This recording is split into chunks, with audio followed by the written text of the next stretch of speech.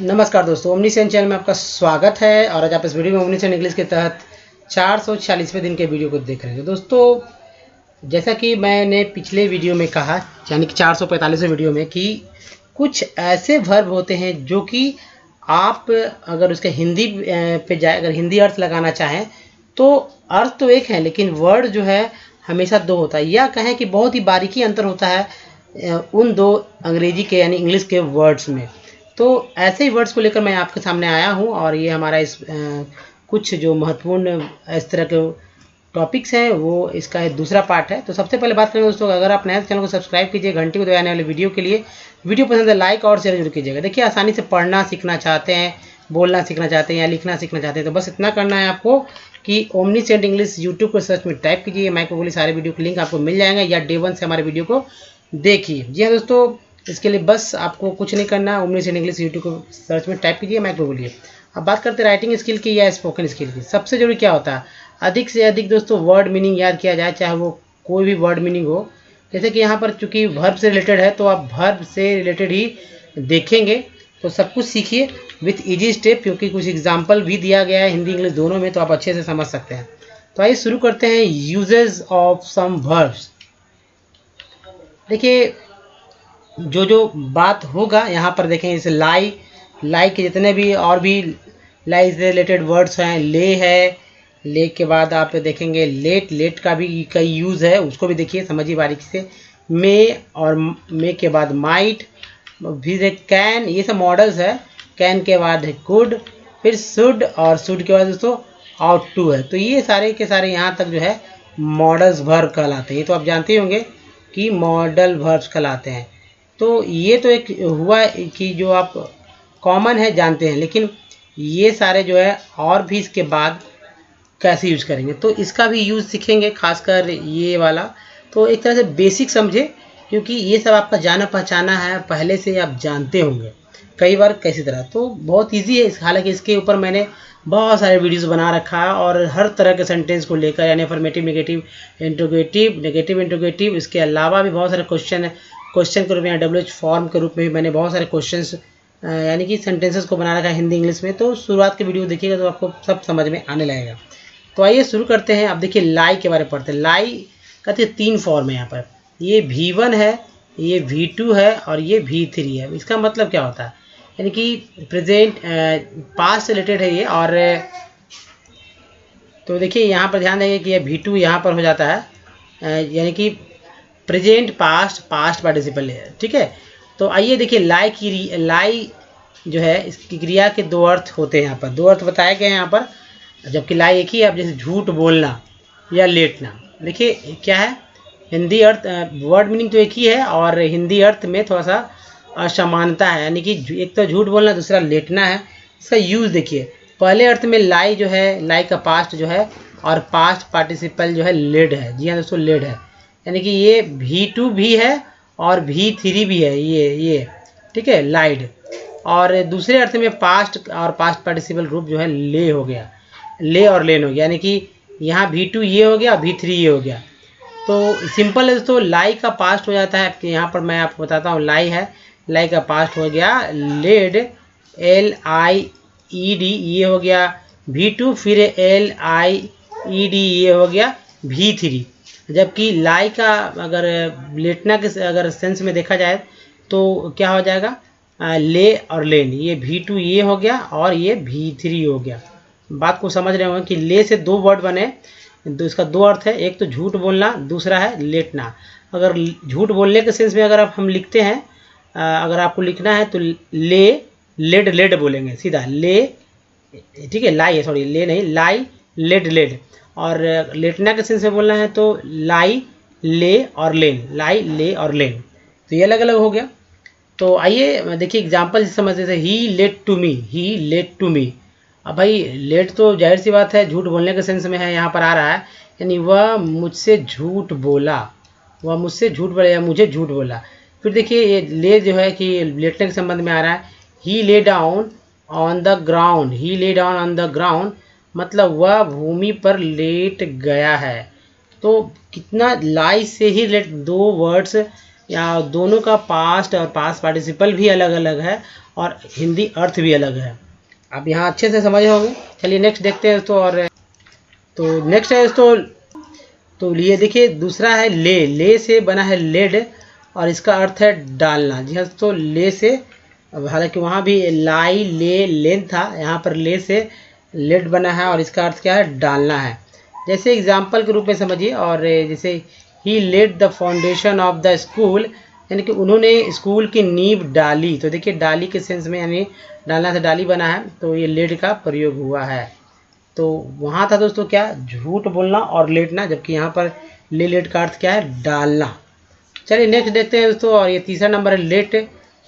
LET let. Let means होता है, late का क्या अर्थ होता है, लेट का अर्थ होता है अनुमति देना, यानी परमिशन, परमिशन से रिलेटेड है। और जैसे example let me go now. Late me go now, आप इससे बहुत सारे सेंटेंस बना सकते हैं। इस पे ऊपर मैंने बहुत सारे वीडियोज बनाया है, सब्जेक्ट बदल बदल कर, let me go, let us go, let you go, let you go, let he go, let she go, let they go, इस तरह से। उसी का अफर्मेटिव, नेगेटिव, इंटरोगेटिव और WH क्वेश्चन भी बनाया गया है पहले से। तो देखेंगे वीडियो डिटेल में। अगर देखना हो तो पिछले वीडियो को आपको देखना होगा, सर्च करना होगा, प्लेलिस्ट को जाकर देखना होगा। अब देखिए मुझे जाने दीजिए, लेट मी गो नाउ मतलब मुझे अब जाने दीजिए, अब मुझे जाने दीजिए, यही बात है। नाउ मीन्स क्या होता है, अब होता है। तो ये लिखा गया है यहाँ पर नहीं, तो आप समझ लीजिए, अब मुझे जाने दीजिए। नेक्स्ट है लेट का अर्थ दूसरा है किराए पर लगाना। बोलते हैं ना टू लेट। टू लेट का मतलब देखिए, टू का एक्चुअली कुछ मतलब नहीं होता, जो भी क्रिया होता है उसके पहले टू लगाते हैं। टू डैश देख के LET लिखते हैं हम लोग, शुद्ध ऐसे ही लिखा जाता है, हालांकि लोग इस तरह नहीं लिखते हैं। टू लेट, टू गो, इस तरह से, मतलब कि भर्ब, कोई भी भर्ब होता है तो टू ऑटोमेटिक लिखा जाता है। हालांकि जब सेंटेंस में जब यूज़ करते हैं तो नहीं लिखते हैं, लेकिन अगर ऐसे ही सिर्फ बताना है तो एक भर्ब के रूप में तो टू लगा कर बोलते हैं। तो लेट इंपॉर्टेंट है। तो लेट का अर्थ है किराए पर लगाना। कोई भी किराए पर, भाई जाहिर सी बात है, जो वैकेंट चीज़ होता है, जो आपके रूम मतलब मकान में जो रूम्स होते हैं या फ्लैट होती है या कोई भी दुकान शॉप्स, तो जाहिर सी बात है किराए पे लगाते हैं तो टू लेट का बोर्ड टांगते हैं। तो टू लेट का, यहाँ टू लेट का कोई मतलब नहीं होता, सिर्फ लेट का मतलब होता है। अब देखिए किराए पर लगाना, जैसे ही, यहाँ पर देखिए, यहाँ याद रखिए, यहाँ एस नहीं होगा। He let out his car on hire. वह अपनी गाड़ी किराए पर लगाता है। He let out his car on hire. वह अपनी गाड़ी किराए पर लगाता है। अब देखिए लेटिन है, इसका भी मतलब देखिए लेट तो हो गया, लेट का अर्थ अनुमति देना, दूसरा लेट का अर्थ किराए पर लगाना। अब देखिए लेट इन है, एक और वर्ड जुड़ गया इसके साथ, लेट का अर्थ इन, यानी भीतर आने देना या प्रवेश कराना। भीतर आने देना या प्रवेश कराना। तो देखिए उसके बाद देखिए लेट आउट है, बाहर जाने देना, बाहर जाने देना। जैसे कि there is a window to let in air, there is a window to let in air. Hindi अर्थ दोस्तों हवा आने के लिए खिड़की है, हवा आने के लिए खिड़की है। बाहर जाने देना होता है ना, बाहर जाने देना, आने जाने दे के सेंस में। अब नेक्स्ट है लेट डाउन, नीचे गिराना। जी हाँ दोस्तों, नीचे गिराना। जैसे ही was badly let down, he was badly let down, नीचे गिराना। तो याद इंपॉर्टेंट है, let down means, let out means बाहर जाने देना, लेट आउट मीन्स बाहर जाने देना, लेट डाउन मीन्स नीचे गिराना। तो दोस्तों अब देखिए उसके बाद 4 नंबर में मे का यूज़ कैसे होता है। मे एक संदिग्ध सामर्थ्य, संदिग्ध सामर्थ्य के सेंस में, यानी बतलाने के लिए मे का प्रयोग किया जाता है, या पावर को बतलाने के लिए, समझ सकते, संदिग्ध सामर्थ्य यानी पावर को बतलाने के लिए। ऐसे मे का यूज़ जो है तो परमिशन के लिए भी होता है, तो खैर वो भी बात करेंगे। अब इसे he may pass the examination, he may pass the examination, यानी कि वह संभव है वह परीक्षा में पास कर जाए, वह परीक्षा में पास कर जाए। इसके बाद देखिए आज्ञा, यानी कि परमिशन के सेंस में भी इसका प्रयोग होता है। किसका, मे का। जी हाँ दोस्तों, मे का प्रयोग परमिशन के संदर्भ में भी होता है। और जैसे कि you may go, you may गो यानी तुम जा सकते हो, यू मे डांस। अब इसी के बाद जो है मे के जो ऊपर जो है दोस्तों, जाहिर सी बात है माइट आता है। मे का पास्ट माइट होता है, और माइट मीन्स होता है सकता था। तो बस वहाँ जहाँ जहाँ आप मे लगा वहाँ माइट लगा लीजिए, बात वही है।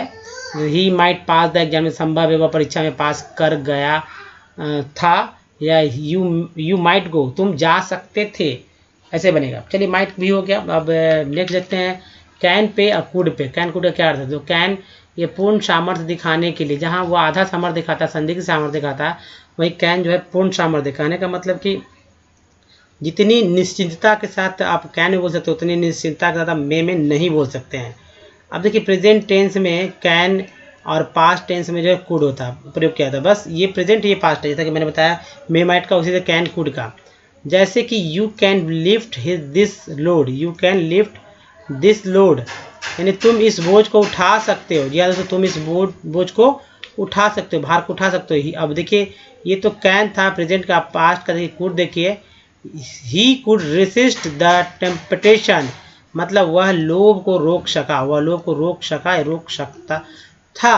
तो कैन का कैन मीन्स होता है सकता, और कैन कुड मीन्स सकता था, सकता है सकता था, इस तरह से। तो यानी जो एक तरह ये जो है प्रेजेंट है, ये पहले कैन प्रेजेंट है तो कुड क्या है पास्ट है, मैं प्रेजेंट है तो माइट पास्ट है, तो एक can could present past, can present could past, ये सब मॉडल्स वर्ब है दोस्तों। अब देखिए शुड पे बात करेंगे, चलिए शुड पे बात करते हैं। और ये शुड हमारा शुड है और इसके साथ साथ ऑट टू भी, इसका उपयोग करेंगे। देखिए कर्तव्य का बोध यानी ड्यूटी का बोध कराने के लिए इनका प्रयोग किया जाता है। भाई आपके जो ड्यूटी, आपका जो कर्तव्य, उसका बोध कराने के लिए। जैसे एग्जांपल सिंपल सा सेंटेंस, इसके ऊपर बहुत सारे सेंटेंस मैंने बनाया है, आप पिछले वीडियो को देखिए तो लगेगा कि बस इस सब की तो कुछ जरूरत भी नहीं है, आप वैसे ही सीख जाएंगे।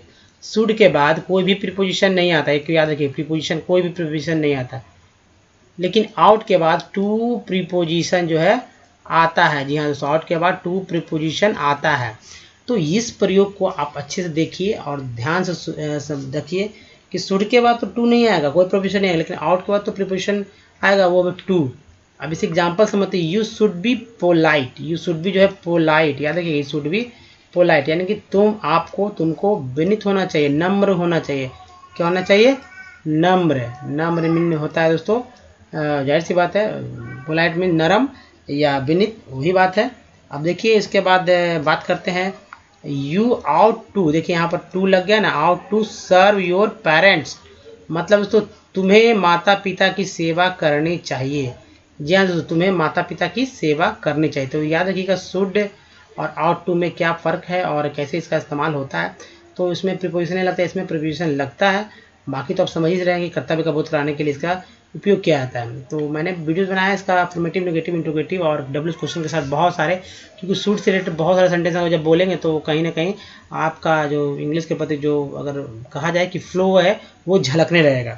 तो आइए इस वीडियो में यहीं तक दोस्तों। अगर वीडियो प्लीज़ अगर आपको पसंद पड़ा है तो लाइक कीजिए और ज़्यादा पसंद है तो शेयर जरूर कीजिएगा। देखिए नए चैनल को सब्सक्राइब कीजिए घंटी को दबाने वाले वीडियो के लिए, और एक लिंक यहाँ दिया गया जो कि हमारे चैनल को आप सब्सक्राइब करने में मदद मिलेगा, कुछ प्रीवियस वीडियो के यहाँ और यहाँ देख सकते हैं। लेकिन सबसे इम्पोर्टेंट जो लिंक है ये वाला है, यानी कि हमारा प्लेलिस्ट का लिंक है। या अगर वीडियोस को हमारे डे 1 से देखना चाहते हैं, जितना मैंने मॉडल भर बोला उस पर आप सेंटेंस अधिक से अधिक सेंटेंस देखना चाहते हैं, तो आप हमारे वीडियोस को डे 1 से देखिए। सारे संशय, सारे जो डर है इंग्लिश पढ़ने से रिलेटेड या बोलने से या लिखने से रिलेटेड, आपको धीरे धीरे दूर होने लगे खुद ब खुद, बिना किसी मतलब जो मेरा गाइडेंस है उसके अलावा कहीं से कुछ किताब नहीं लेना है, सिर्फ कॉपी कलम रखना है आपके पास और नोट करते जाइए दोस्तों। तो बस यूज़ कीजिए, जहाँ मैं बताता हूँ याद करने के लिए, एक्चुअली याद तो करना ही पड़ेगा, क्योंकि यूज़ कीजिए, याद कीजिए, बात एक ही है। और लिखिए, खूब लिखिए, लिखना सीखना तो लिखना होगा, बोलना सीखना तो खूब बोलना पड़ेगा, चाहे भले ही आपको शुरुआत में गलत हो लेकिन बाद में वो सब सही होने लगेगा। दोस्तों धन्यवाद, थैंक्स फॉर वॉचिंग, मिलते हैं अगले वीडियो में। और इससे लिंक पर जाइए और हमारे वीडियो को डे 1 से देखिए, ये हमारा प्लेलिस्ट का वीडियो है दोस्तों। धन्यवाद दोस्तों, थैंक्स फॉर वॉचिंग, मिलते हैं अगले वीडियो में, तब तक ध्यान रखें।